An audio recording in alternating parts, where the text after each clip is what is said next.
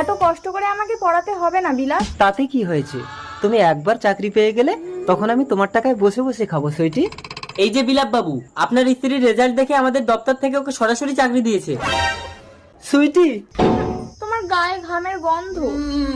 আজ থেকে আমাকে আর কাজ করতে হবে না সুইটি। কিন্তু আজই ওকে জয়েন করতে হবে। ঠিক আছে সুইটি, তুমি যাও, বাড়িতে গিয়ে বাচ্চাকে আমি সামলে নেব। চলুন। দুর্গা দুর্গা। বুদ্ধি করে পরের বউকে ভালোই তো ভাগিয়ে নিলে মঞ্জিল। এবার মাসে মাসে মাইনেটা কি করে দেবে? আরে কোনো মাইনে টাইনে দেবো না। তাহলে আমার বাচ্চাটা কি খাবে? ও সুইটি রিল্যাক্স, ওরকম কত বাচ্চা আমরা বানিয়ে নেব।